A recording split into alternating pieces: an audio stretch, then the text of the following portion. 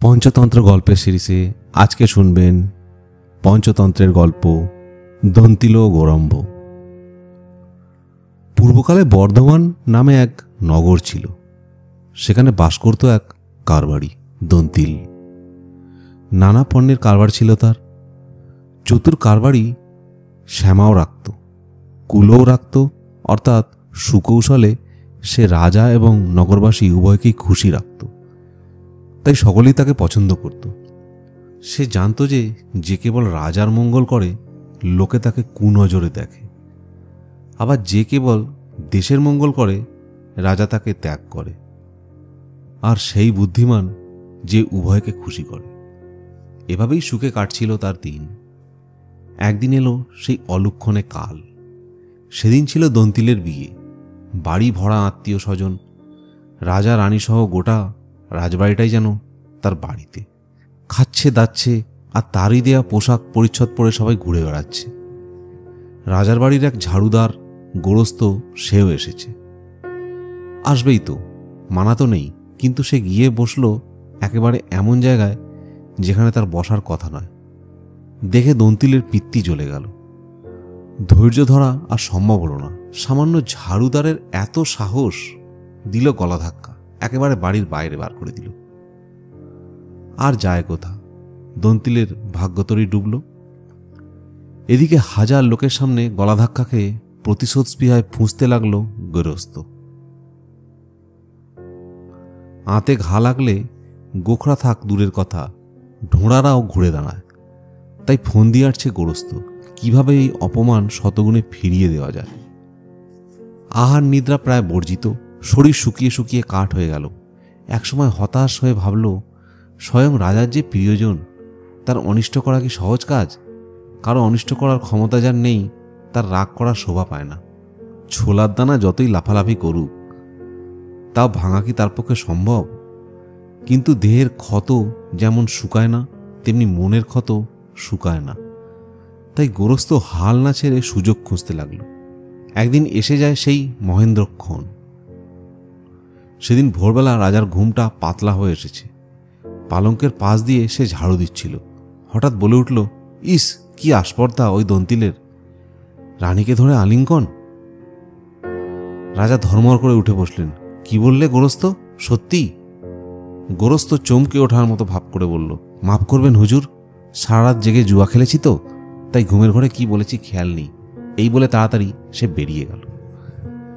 কিন্তু রাজার মনে সাপ ঢুকে অনবরত দংশন করতে লাগল।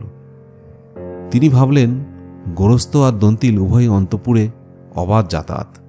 গৃহস্থ নিশ্চয়ই দিনের বেলা কখনো দেখেছে দন্তিল রানীকে আলিঙ্গন করছে। তাই রাতের বেলা ঘুমের ঘরে তা কেবলই ওর মনের মধ্যে ঘুরপাক খেয়েছে।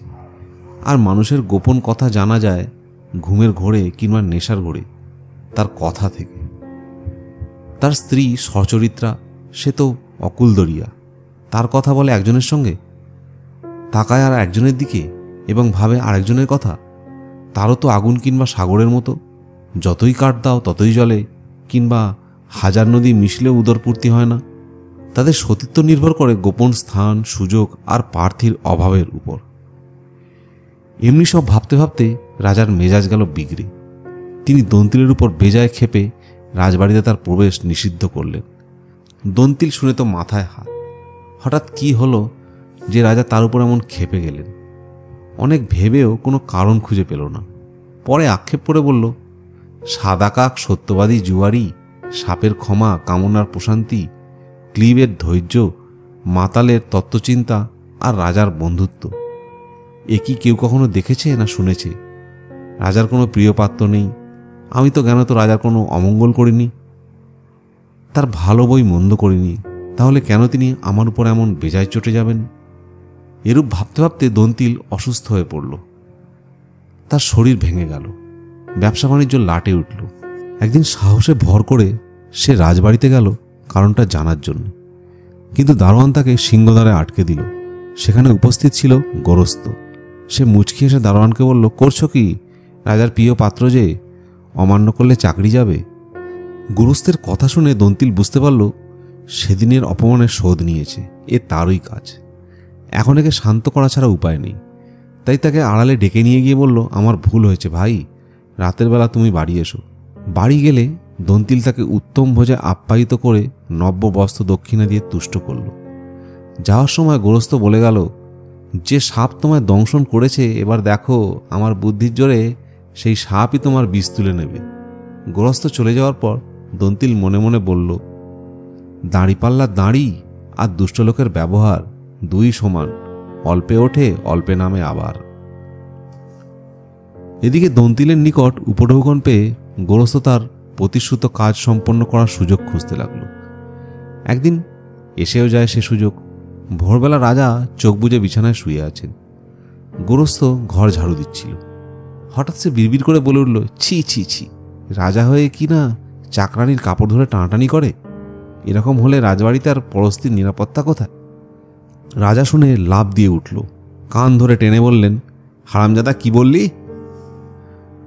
গোরস্ত করজোর করে বলল, পায়ে পড়ি হুজুর, রাতের নেশাটা একটু বেশি হয়ে গিয়েছিল, তাই মাথার ঠিক নেই, এবারকার মতো মাফ করে দিন। রাজা বললেন, আর এরকম হলে শুধু চাকরি নয়, জানটাও যাবে। গোরস্ত যে আগে বলে বেরিয়ে গেল।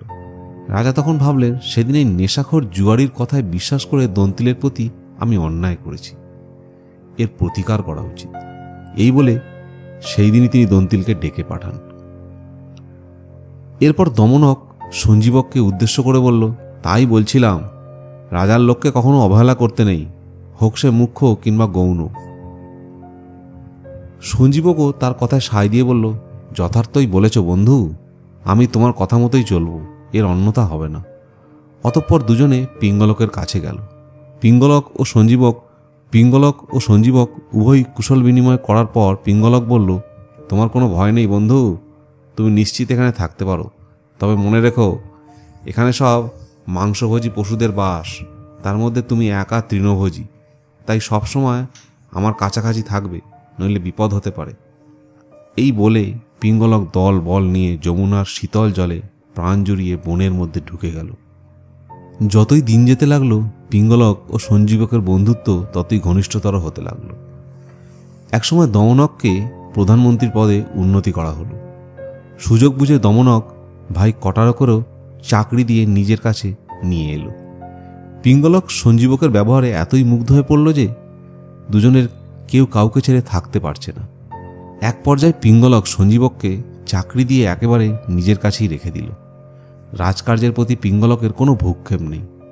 একসময় দমনক ও কটারকের উপর রাজ্যভার ছেড়ে দিয়ে তারা দুজনে একান্তে আলাপে মশগুল হয়ে পড়ল। অন্য পশুদের তো কথাই নেই, স্বয়ং দমনকও তাদের কাছে যাওয়ার অনুমতি ছিল না। এতে ক্রুদ্ধ হলো। শুধু তারাই নয়, ক্রুদ্ধ হলো সকলে, কারণ কারো খাবার জুটছিল না মহারাজের অনুমতি ছাড়া, কেউ কিছু করতেও পারে না, তাই তারা না খেয়ে মরে যাচ্ছিল। অনেকেই পিঙ্গলকের চাকরি ছেড়ে চলে গেছে, যাবেই না বা কেন? বিনা বেতনে আর কে কতদিন চাকরি করে? তাছাড়া মরা গাছে যেখানে পাখি থাকে না, তেমনি যে রাজার কাছে কিছু পাওয়ার নেই, তার কাছেও কেউ থাকে না।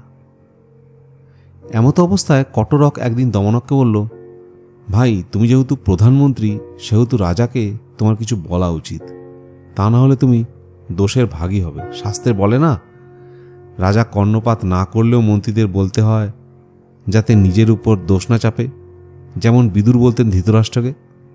তাছাড়া মদমত্ত রাজা আর হাতি যখন বিপদে হাঁটে, তখন দোষ হয় মন্ত্রী আর মাহুতের। আর এই ঘাস খেকোটাকে তো তুমিই এনেছ, নিজের জ্বালানো আগুনে নিজেরই ঘর পুড়ছে। দমনকের নিজের উপর ভারী রাগ হলো। সে বলল, ষাঁড়টাকে এত করে বোঝালাম, কিন্তু কাজ হলো না। রাজার ছায়া পেয়ে আমার কাছ থেকে সরে পড়ল, আর প্রভুও তাতে মজে গেল। যার ভয়ে তেষ্টা নিয়ে পালিয়ে যাচ্ছিল, আমায় ভুলে এখন তাকে নিয়ে মেতে আছে। আসলে দোষটা আমারই, প্রভুর নয়। কথায় বলে না, শেয়াল মূল্য রক্ত লাভে, গুরু শিষ্য বেশে, দুতি মূল্য পরের কাজে, সবই নিজের দোষে। কটরক বলল, সে কি ঘটনা, খুলে বলো। দমনক বলল, বলছি, তবে শোনো। আজকের মতো এখানেই শেষ। কাল আবার দেখা হবে পঞ্চতন্ত্রের গল্প নিয়ে।